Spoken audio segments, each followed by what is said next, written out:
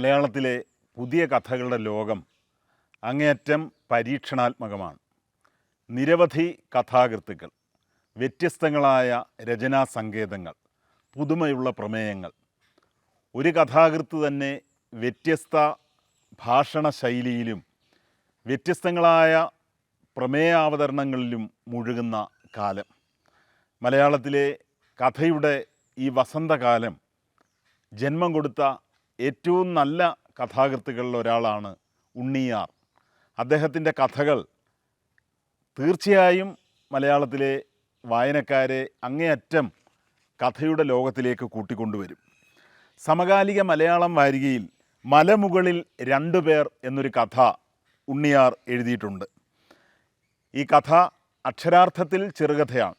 2-3 പുറങ്ങളിൽ അവസാനിക്കുന്ന കഥ ബന്ധങ്ങളുടെ ആഴങ്ങളിലേക്ക് നമ്മെ കൂട്ടിക്കൊണ്ടുപോകുന്ന, ഒരർത്ഥത്തിൽ മാന്ത്രികമായ ഒരു അന്തരീക്ഷത്തിലേക്ക്, അതേസമയം തന്നെ യാഥാർത്ഥ്യബോധത്തിലേക്ക് നമ്മെ ഒരേ സമയം കൂട്ടിക്കൊണ്ടുപോകുന്ന ആഖ്യാന ഘടനയാണ് ഈ കഥയ്ക്കുള്ളത്.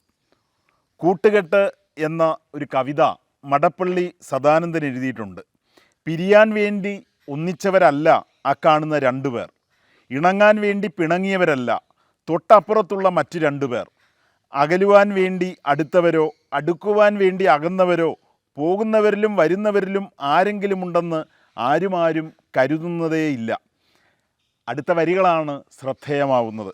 2 പേർക്കിടയിലുള്ള അടുപ്പമളക്കാൻ എത്ര പേർ, 2 പേർക്കിടയിലുള്ള അകൽച്ച അളക്കാൻ അതിലേറെ എത്ര പേർ എന്നാരംഭിക്കുന്ന ഈ കവിത സൗഹൃദത്തിൻ്റെ വഴികൾ, ബന്ധങ്ങളുടെ സങ്കീർണതകൾ, ഇത്തരം വിഷയങ്ങളെ തെളിഞ്ഞ ഭാഷയിൽ അവതരിപ്പിക്കുന്നു. നവ്യ ജോസഫിൻ്റെ നോവ് എന്ന കവിത അമ്മയെക്കുറിച്ചുള്ള സ്മരണകളാൽ നിർഭരമാണ്.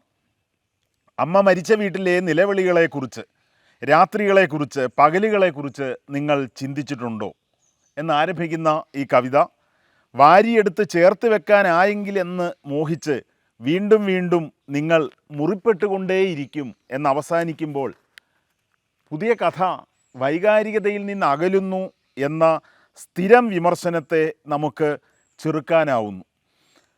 ഈ സമകാലിക മലയാളം വാരികയുടെ ഏറ്റവും പുതിയ പതിപ്പിനെ ശ്രദ്ധേയമാക്കുന്നത് സാറാ ജോസഫിൻ്റെ കറ എന്ന ഏറ്റവും പുതിയ നോവലിനെ കുറിച്ച്, കറയെപ്പറ്റി ഒരു വിലാപ സ്നേഹപുസ്തകം എന്ന പേരിൽ പ്രശസ്തയായ കവി VM ഗിരിജ എഴുതിയ പഠനത്തിലൂടെയാണ്. ഗിരിജ ഈ നോവലിനെ എങ്ങനെ ഉൾക്കൊണ്ടു, ഏതൊക്കെ മേഖലകളിലേക്ക് ഈ നോവലിനെ ആഴത്തിൽ എത്തിക്കുന്നു എന്ന് ഈ പഠനം വായിക്കുമ്പോൾ ബോധ്യപ്പെടും. മനുഷ്യവംശത്തെ ബാധിച്ച നിരവധിയായ കറകളെക്കുറിച്ച്, അത് വർഗീയതയാവാം, ജാതീയതയാവാം, എല്ലാ തരത്തിലുള്ള വിവേചനങ്ങളുമാകാം, അത്തരം കറകളെക്കുറിച്ചുള്ള ഓർമ്മയായി സാറാ ജോസഫിൻ്റെ ശ്രദ്ധേയമായ ഈ നോവൽ മാറിത്തീരുന്നത് എങ്ങനെയാണ്, മനുഷ്യാവസ്ഥ ഈ നോവലിൽ എങ്ങനെ പ്രകടമാകുന്നു എന്ന് VM ഗിരിജയ്ക്ക് കവി സഹജമായ ഉൾക്കാഴ്ചയോടെ അവതരിപ്പിക്കുവാൻ കഴിഞ്ഞിരിക്കുന്നു. ദേശമംഗലം രാമകൃഷ്ണൻ സാറ് വളരെ പക്വതയുള്ള എഴുത്തുകാരനാണ്. കവിരേഖ എന്ന തൻ്റെ പംക്തിയിലൂടെ വിശ്വസാഹിത്യ ലോകത്തെ മഹാപ്രതിഭകളുടെ കവിതകളെ, അവരുടെ കാവ്യജീവിതത്തെ ഭംഗിയായി ദേശമംഗലം രാമകൃഷ്ണൻ എന്ന നല്ല അധ്യാപകൻ, വിമർശകൻ, പണ്ഡിതൻ പരിചയപ്പെടുത്തുമ്പോൾ അത് നമുക്ക് വിലപ്പെട്ട നിധികളാവുന്നു, അറിവുകളാവുന്നു. മാതൃഭൂമി ആഴ്ചപ്പതിപ്പിലും ശ്രദ്ധേയങ്ങളായ ചില രചനകളുണ്ട്. ചിതാവെളിച്ചത്തിൽ തിളങ്ങുന്ന നാഗരികത എന്ന EV രാമകൃഷ്ണൻ്റെ ശ്രദ്ധേയ പഠനം. നമുക്കറിയാം, ഉത്തരാധുനികമായ ലോക കാലാവസ്ഥയെ നന്നായി തിരിച്ചറിഞ്ഞുകൊണ്ട് ഉൾക്കാഴ്ചയോടെ സാഹിത്യ വിമർശനത്തിൻ്റെ മണ്ഡലത്തിൽ വ്യാപരിക്കുന്ന EV രാമകൃഷ്ണൻ, അദ്ദേഹം സാറാ ജോസഫിൻ്റെ മുൻപ് സൂചിപ്പിച്ച കറ എന്ന നോവലിനെ നന്നായി പഠിച്ച് വളരെ ആഴത്തിൽ ഒരു പഠനം തയ്യാറാക്കിയിരിക്കുന്നു. നോവലിനോട് EV രാമകൃഷ്ണൻ പുലർത്തുന്ന വലിയ അടുപ്പം തീർച്ചയായും ആഹ്ലാദം പകരുന്നതാണ്. കവിതയെക്കുറിച്ച് എഴുതുമ്പോഴും EV രാമകൃഷ്ണൻ ആ ഉയരങ്ങളിലേക്ക് എത്താൻ കഴിയുന്നുണ്ട് എന്നതാണ് സത്യം. KG ശങ്കരപ്പിള്ളയെക്കുറിച്ചുള്ള പഠനം, മഹാകവി G ശങ്കരക്കുറുപ്പിൻ്റെ കവിതകളെക്കുറിച്ചുള്ള പഠനം ഒക്കെ ഞാൻ പ്രത്യേകമായി സ്മരിക്കുകയാണ്. ചില പാലക്കാടൻ ഡാറ്റ ഫയലുകൾ എന്ന പേരിൽ സച്ചിദാനന്ദൻ പുഴങ്കര എഴുതിയ മനോഹരമായൊരു കവിത. സച്ചിദാനന്ദൻ എന്ന കവിയേക്കാളും എത്രയോ നല്ല കവിയായി സച്ചിദാനന്ദൻ പുഴങ്കര പുതിയ കാലത്ത് എത്തിച്ചേരുന്നു എന്ന് ഈ കവിത ബോധ്യപ്പെടുത്തുന്നുണ്ട്. ജലജാഗ്രതയിൽ കടങ്കഥ, പുരമുറ്റങ്ങൾ അടച്ചു ചെപ്പുകൾ, കവിതയ്ക്ക് പുറത്തുനിന്ന് പന്തിരുളേന്ന് കരഞ്ഞു കണ്ണുകൾ എന്നാരംഭിക്കുന്ന ഈ കവിത പാലക്കാടൻ ജീവിതത്തെ മാത്രമല്ല, നിരവധിയായ കാർഷിക ബിംബങ്ങളിലേക്ക്, നമ്മുടെ ഓർമ്മകളിലേക്ക്, വിവിധ ദേശങ്ങളിലേക്ക്, പകലിൻ്റെ കിഴക്കുപാട് പശ്ചിമഘട്ടത്തിൽ ഉടഞ്ഞ പാറമേൽ എന്ന് അങ്ങേയറ്റം ആഴത്തിൽ നമ്മുടെ ദേശകാലാവസ്ഥയെ അവതരിപ്പിച്ചുകൊണ്ട് രാഷ്ട്രീയമായ ജാഗ്രതയോടെ ഈ കവിത നീങ്ങുന്നു എന്ന് പറയേണ്ടി വരുന്നു. OP സുരേഷിൻ്റെ അനന്തരം ഞാൻ പറന്നു പോകുന്നു എന്ന കവിത ദൃശ്യമാധ്യമങ്ങളുടെ പ്രളയകാലത്ത് എങ്ങനെയാണ് മനുഷ്യാവസ്ഥ, ഏതൊക്കെ തലങ്ങളെയാണ് സ്പർശിച്ചുകൊണ്ട് ഉയരുന്നത് എന്ന് ബോധ്യപ്പെടുന്നുണ്ട്. എല്ലാവരും ഒത്തു ടി വിയിൽ അഴകുഴമ്പൻ കാഴ്ച കണ്ടിരിക്കുന്നു, ആവർത്തിച്ച് വിരസമായതെങ്കിലും മറ്റൊന്നും കാണാനില്ലാത്ത പോലെ. ഇങ്ങനെ മുഷിപ്പിൻ്റെ വിരസതയുടെ ഒരു ലോകം ഈ കവിതയിൽ കൃത്യമായി അവതരിപ്പിക്കുവാൻ OP സുരേഷിനും സാധിക്കുന്നു.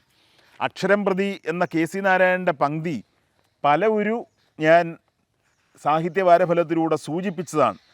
തീർച്ചയായും KC നാരായണനെ പോലുള്ളൊരു നല്ല നിരൂപകൻ, നല്ല വായനക്കാരൻ നമ്മുടെ ഭാഷയെക്കുറിച്ച് ആഴത്തിൽ ചിന്തിക്കുന്നു, രസകരമായി ആ പങ്ക്തി കൈകാര്യം ചെയ്യുന്നു എന്നതിൽ സന്തോഷമുണ്ട്. കേസരി വാരികയിൽ തമിഴ് സംസ്കാരവും സനാതനധർമ്മവും എന്ന ഡോക്ടർ R രാമാനന്ദിൻ്റെ ഒരു ലേഖനമുണ്ട്. തമിഴ് സംസ്കാരം ഭാരതീയമല്ല, അത് ഭാരതവിരുദ്ധമാണ് എന്ന് പല നിലകളിൽ പല വഴികളിൽ നമ്മുടെ രാഷ്ട്രത്തെ വിഘടിപ്പിക്കുവാൻ ആഗ്രഹിക്കുന്നവർ പ്രചരിപ്പിക്കുന്ന ഘട്ടത്തിൽ ഡോക്ടർ R രാമാനന്ദിൻ്റെ ഈ ലേഖനം ശ്രദ്ധേയമാവുന്നു. ഉണ്ണിക്കിടാവിനെ പോലുള്ളവർ വളരെ ആഴത്തിലുള്ള പഠനങ്ങളിലൂടെ തമിഴ് സംസ്കാരത്തിൻ്റെ ഭാരതീയത, അതിൻ്റെ വൈദികമായ ആഴം ഒക്കെ വ്യക്തമാക്കിയിട്ടുണ്ട്. M രാജഗോപാലൻ പെരിങ്ങിലപ്പുറം എഴുതിയ ശിവോഹം എന്ന കവിത ശിവബോധങ്ങളിലേക്കുള്ള നല്ല വഴിയായി മാറിത്തീരുന്നുണ്ട്. കലാകുമതിയിൽ പത്മദാസുമായി നടത്തിയ ഒരു ഇൻ്റർവ്യൂ ഉണ്ട്.